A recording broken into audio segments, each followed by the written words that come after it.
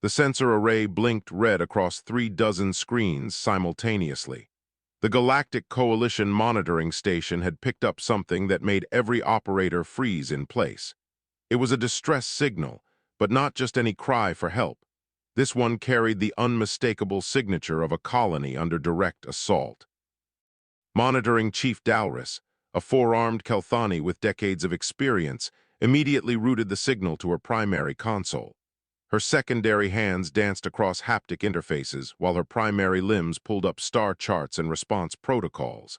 The colony designation read as Outpost Meridian, a mining settlement tucked into the furthest reaches of Coalition space, where 18 billion tons of rare minerals waited to be extracted by 8,000 hardworking souls. Distance to target, Dalrus demanded. 6.3 light years, her assistant replied, mandibles clicking nervously. Standard Coalition response fleet is currently stationed at Firebase 17. Estimated arrival time is 6 days at maximum sustained velocity. 6 days, Dalrus felt her blood chill. Distress calls from the outer colonies rarely lasted 6 hours, let alone 6 days. She triggered the emergency protocol and began analyzing the threat assessment data streaming from Meridian's automated systems. What she saw made her third heart skip a beat. 12 confirmed hostile signatures surrounded the colony, each one matching the energy profile of Ravager-class pirate vessels. The Ravagers were infamous across Coalition space, a loose confederation of criminals who preyed on isolated settlements with ruthless efficiency. They didn't just steal.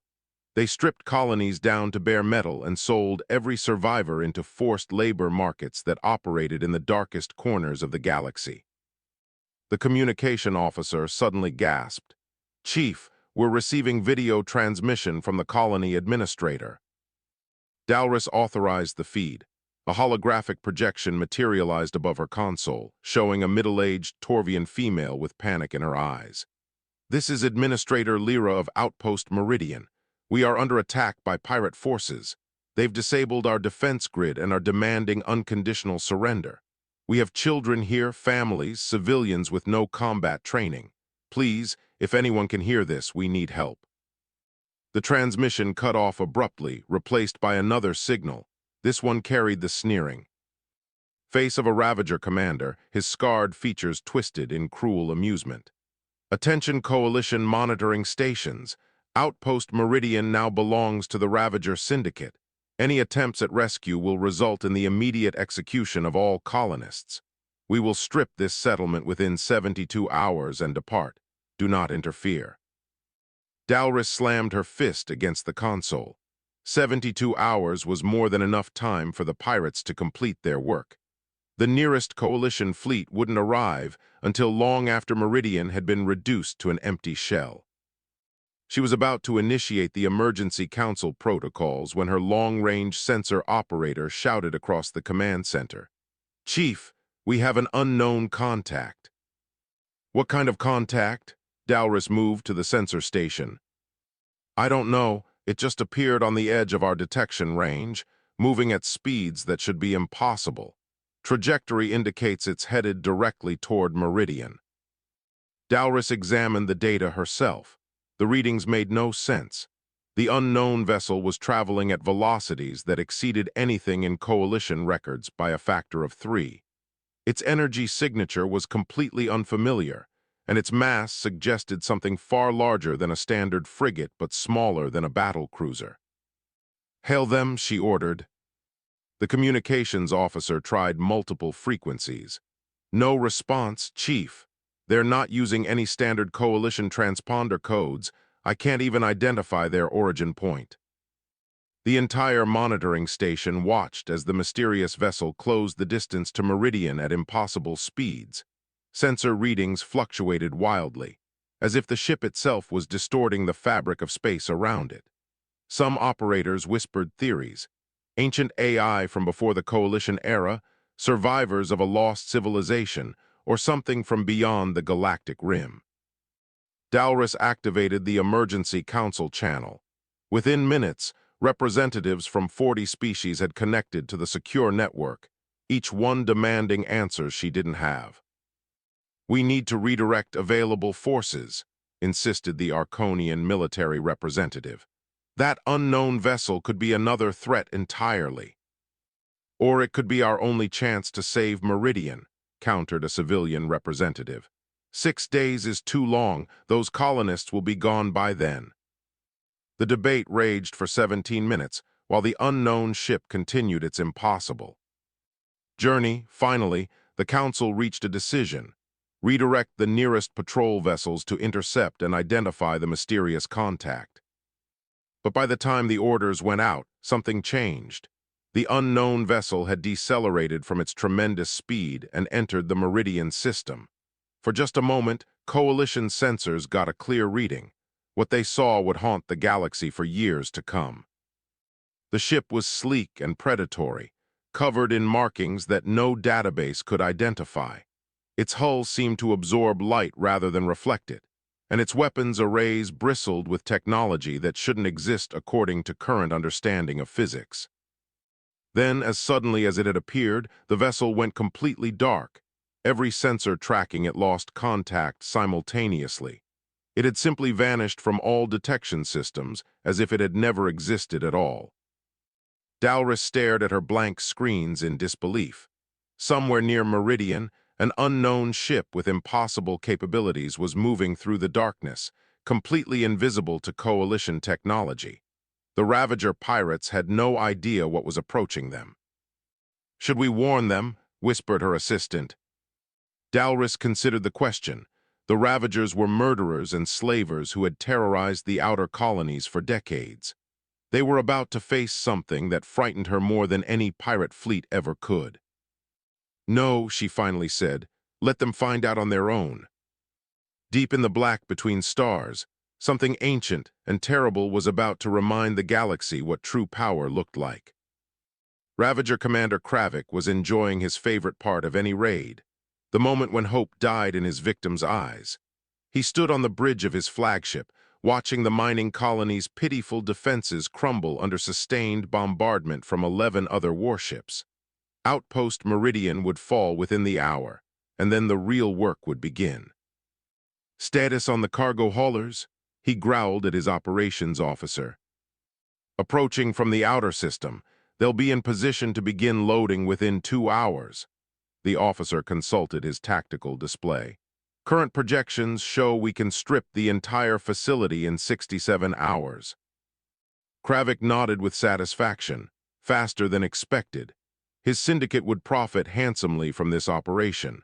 The rare minerals alone would fetch premium prices, and the 8,000 colonists would sell for enough credits to fund 3 more raids. His moment of triumph shattered when every alarm on the bridge began screaming at once.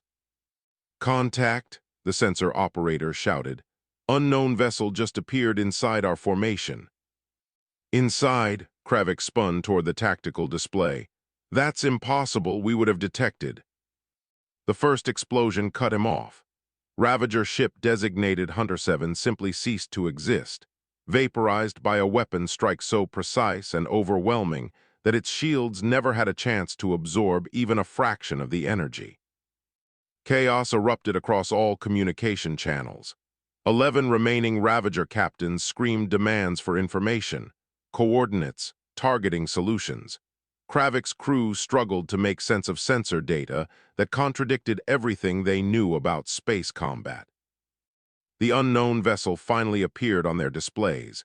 It hung in the void like a dark predator, sleek and menacing, covered in strange markings that seemed to shift in the starlight. Its weapons arrays glowed with barely contained power, and its hull showed no signs of the damage it should have sustained from being surrounded by hostile warships. Then it spoke. The voice that echoed across every Ravager communication frequency was calm, measured, and utterly devoid of mercy. "This is the Earth Defense Fleet Vessel Retribution. You are attacking civilians under our protection. Cease all hostile actions immediately or be destroyed."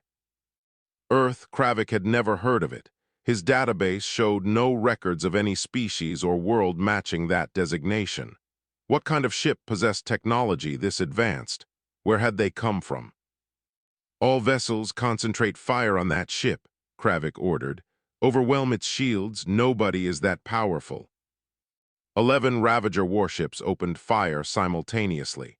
Enough destructive force to vaporize a small moon converged on the mysterious vessel. Energy weapons, kinetic projectiles, and fusion warheads created a maelstrom of destruction that should have reduced any ship to atoms. The human vessel's shields absorbed everything. The bombardment washed over its defensive screens like water against stone. When the barrage finally ended, the ship called Retribution hung motionless and undamaged, as if nothing had happened. "Impossible," Kravik whispered. The response came swiftly and brutally.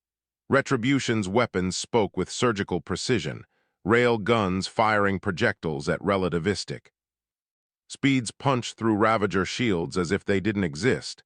Each shot calculated to disable rather than destroy, leaving crippled vessels drifting helplessly.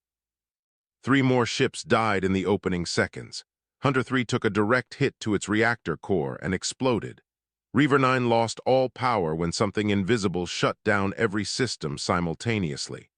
Stalker 2 tried to maneuver away and got caught by a missile swarm that moved with impossible coordination. Kravik watched his fleet being systematically dismantled. The human ship moved with grace that defied physics, positioning itself with mathematical precision. Its weapons never missed, never wasted ammunition, never showed anything resembling mercy. Inside the colony, Administrator Lyra watched the battle through what remained of their sensor array. She had spent the last 3 hours preparing for death, trying to comfort terrified families, making peace with the inevitable. Now she witnessed something that defied explanation. A single ship was destroying an entire pirate fleet. The same Ravagers who had terrorized the outer colonies for decades were being swept aside like insects. Whoever these humans were, they possessed technology centuries beyond anything the Coalition had ever developed. "Get me a communication channel to that ship," Lyra ordered her technical staff. "We're trying, Administrator. They're not responding to standard hails." On Retribution's bridge, Captain David Rodriguez watched the tactical display with cold efficiency. His crew moved with the precision of veterans who had performed this dance too many times before. Weapons Officer called out targeting solutions. Helm executed evasive maneuvers that looked like choreography. Engineering maintained power distribution across systems that operated beyond galactic standards. "Captain, the colony is attempting to establish contact," his communications officer reported. "Maintain focus on the hostile fleet," Rodriguez replied. "We'll talk to the colonists after we finish cleaning up this mess." Kravik made one last desperate gamble. If he couldn't destroy the human ship, perhaps he could use the colony itself as leverage. "All remaining vessels, target the colony's habitat domes, prepare to fire on my command." Retribution's response was instantaneous. The human ship positioned itself directly between the pirates and the colony in a maneuver that should have taken minutes but happened in seconds. Rodriguez's voice cut across all frequencies again, and this time there was something new in his tone, something that made even hardened pirates feel genuine fear. "You just threatened children," he said quietly. "There will be no escape, no mercy, no quarter. Your ships will be destroyed, your crews will face justice, and the galaxy will remember what happens to those who prey on the innocent." Energy readings on Retribution spiked to levels that made Coalition sensors scream warnings across 3 star systems. Something devastating was about to be unleashed. Kravik realized with sudden, terrible clarity that he had made the worst mistake of his life. The last thing he saw was light. 17 minutes after the first shot was fired, the last Ravager vessel exploded in a flash of contained fusion. The debris field that remained told a story of absolute domination. 12 pirate warships reduced to wreckage, while the mysterious human vessel hung in orbit without a single visible scratch on its hull. Administrator Lyra stared at her sensor displays in stunned silence. Her entire staff gathered around her, equally shocked. The same pirates who had terrorized them for hours had been swept away like dust before a storm. Now the question became, What did their saviors want? Retribution broke radio silence first. Outpost Meridian, this is Captain David Rodriguez of the Earth Defense Fleet, requesting permission to approach your station. We have medical teams and engineering support standing by. Lyra's hands trembled as she activated the communication panel. Permission granted. Captain Rodriguez, we thank you. I don't know what else to say. Thanks can wait, Rodriguez replied. How many casualties? 47 dead, over 200 injured.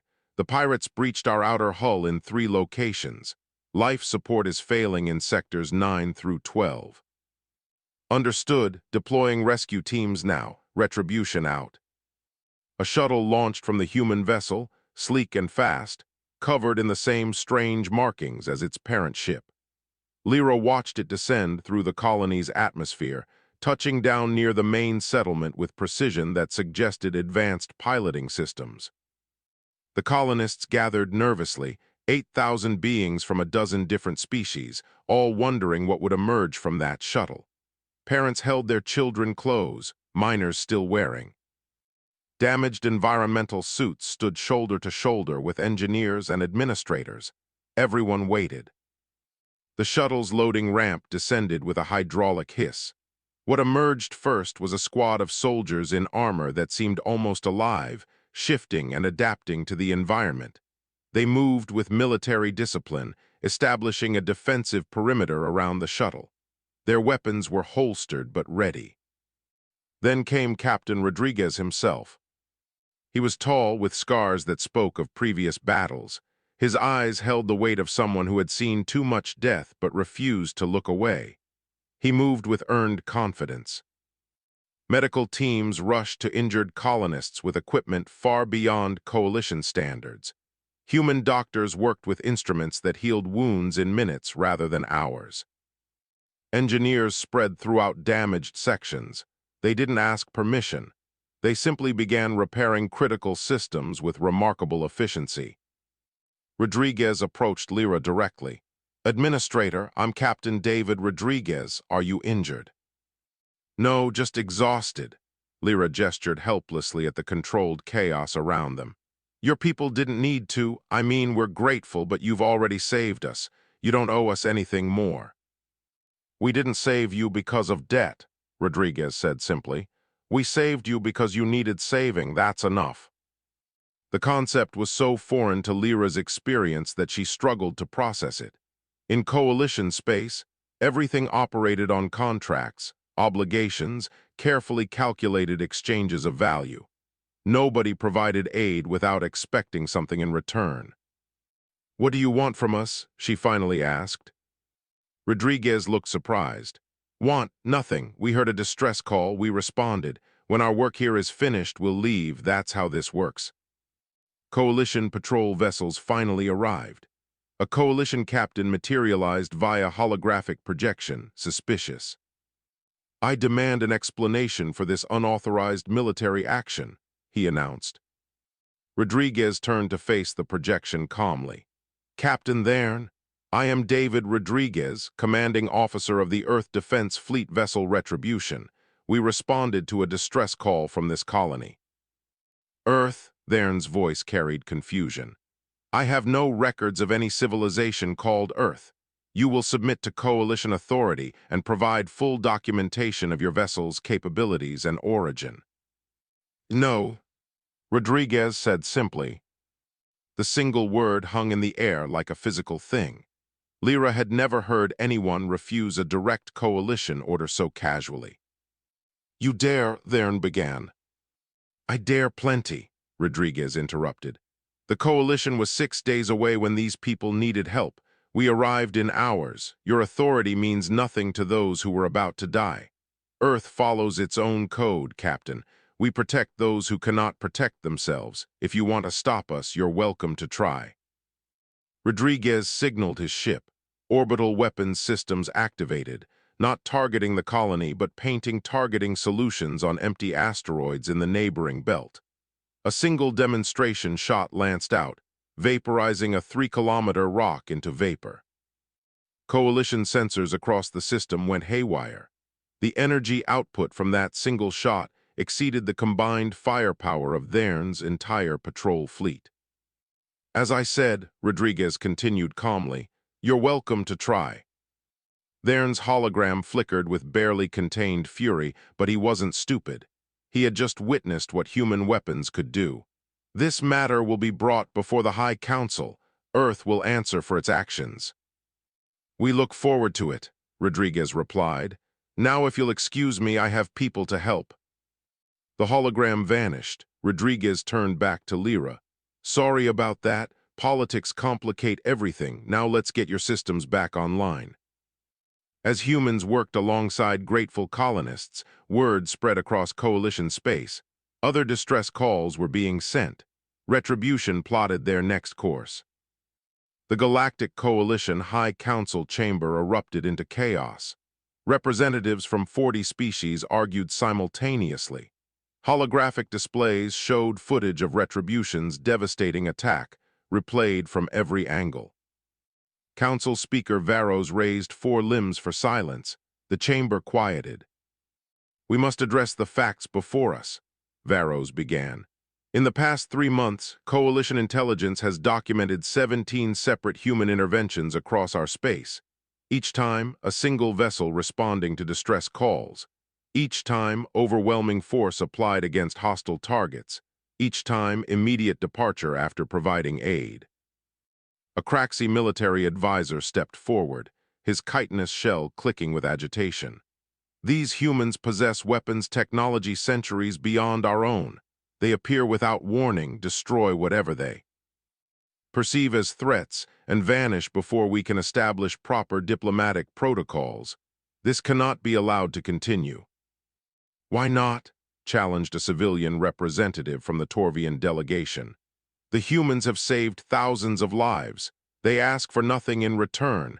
They threaten no one except those who prey on the innocent. Perhaps we should be grateful rather than fearful. Grateful? The Craxi advisor's voice dripped with sarcasm. They operate with complete disregard for coalition authority. They refuse to submit to our jurisdiction. They demonstrate military capabilities that make our entire fleet obsolete, and you want us to be grateful. Deep in Earth's primary orbital facility, Fleet Coordinator Rachel Harris watched the same debate unfold on her monitors. She stood in the command center where humanity's rapid response operations were managed, surrounded by holographic displays showing distress signals from across known space. Another one, her operations officer reported. Trading Station Epsilon 7, slavers demanding surrender, station population 12,000. Rachel studied the tactical display. Retribution was closest, currently finishing aid operations at Outpost Meridian. Route it to Rodriguez. He can be there in 4 hours. Already done, the officer confirmed. He acknowledged and is underway. This was Earth's reality now. 30 vessels like Retribution scattered across the galaxy, each one crewed by volunteers who had sworn the same oath, to protect innocent life at all costs. They didn't ask permission from the coalition. They didn't wait for political approval. They simply responded when people screamed for help. Rachel remembered when humanity first discovered they weren't alone. The coalition assessed humans as primitive and left them alone. Humanity spent 2 centuries watching, learning, advancing. They studied coalition technology and conflicts. What they found disturbed them. The coalition was powerful but bureaucratic, capable but hesitant. They had resources to save lives but lacked will to sacrifice for strangers. So Earth built a fleet, not for conquest but protection. Ships for rapid response, equipped to face any threat, crewed by people who understood that power demanded responsibility. At Trading Station Epsilon 7, Rodriguez and his crew demonstrated exactly why galactic criminals had learned to fear human intervention. Retribution. Dropped from faster-than-light travel directly into the crisis zone, the slavers holding the station never had time to react. Human boarding teams inserted via stealth pods, moving through the station's corridors like shadows. They used non-lethal weapons against civilians and lethal force exclusively against the slavers. Within 37 minutes, every hostile had been neutralized and 12,000 beings had been freed. The footage spread across coalition networks within hours. Rescued civilians gave testimony to coalition investigators, their words painting a picture that contradicted the fearful narrative some species were pushing. "They fought like demons but treated us like family," a Kelthani mother explained, holding her child close. "One of the human soldiers shielded my daughter with his own body when the slavers opened fire. He took 3 shots meant for her. His armor saved him, but he didn't hesitate. He just smiled at her and said everything would be okay." "They asked us nothing," a Torvian engineer added. "No payment, no contracts, no obligations. They freed us, treated our wounded, and left. I asked one of them why they did it. He said, because you needed help. That was enough for him." These testimonies created fractures in coalition unity. The High Council split into 3 distinct factions: military leaders who viewed humans as existential threats, diplomats who saw potential allies, and civilians who considered them heroes the galaxy desperately needed. Speaker Veros called for a vote to determine official coalition policy toward human rescue operations. Before the vote could occur, every alarm in the council chamber began screaming. A massive distress signal had been detected. An entire colony world called New Haven, population 3 million, under attack by unknown hostile forces. Coalition sensors showed 80 warships surrounding the planet. The attackers were Reavers, mysterious beings from dark space who never communicated and never retreated. Coalition Military Command ran the calculations. Their nearest fleet was 12 hours away. New Haven's planetary shields would fail in 3 hours. 3 million people would die before help arrived. The chamber fell silent. Every representative understood what this meant. They could scramble their forces and arrive too late, watching helplessly as an entire world burned. Or they could do something unprecedented. "We could ask the humans for help," someone whispered. Before anyone could respond, coalition sensors detected new contacts. 5 human vessels had already changed course, racing toward New Haven at impossible speeds. They hadn't waited for permission. They hadn't asked for authorization. They had simply heard the screams and responded. Speaker Veros watched the tactical display. 5 human ships against 80 Reaver warships. The odds were insane. The humans didn't seem to care. "May the ancestors protect them," he whispered, "because they're about to fight hell itself." New Haven burned. 80 Reaver warships hammered the colony's planetary shields with relentless bombardment. 3 million souls huddled in underground shelters, knowing help would not arrive in time. 5 human vessels dropped from faster-than-light travel. Retribution led, flanked by Vengeance, Guardian, Defiant, and Righteous. Captain Rodriguez studied the display. 80 against 5, bad odds, but humans had faced worse. "All ships engage at will," he transmitted. "Priority targets are vessels actively bombarding the shields. Remember, we just need to buy time for coalition reinforcements." "Understood," came the replies from 4 other captains. "Let's show them why they should have stayed in dark space." The human fleet struck with surgical precision. Weapons spoke with accuracy that defied physics. Reavers had terrorized the galaxy for generations, but never encountered an enemy fighting with such coordination. Retribution's rail guns punched through shields. Vengeance deployed missile swarms. Guardian and Defiant created deadly crossfire. Righteous provided electronic warfare support. But Reavers were experienced warriors who adapted quickly. They concentrated fire on Guardian. Wave after wave crashed against the human vessel. Captain Lisa Anderson watched her shields fail. "All power forward, get us between them and the planet." Her ship shuddered, armor buckled, warnings screamed. Guardian held the line. Rodriguez saw it happening. "Guardian, fall back." "Negative," Anderson replied. "If we retreat, they'll target civilians we hold here." A massive Reaver battleship focused everything on Guardian. Shields collapsed.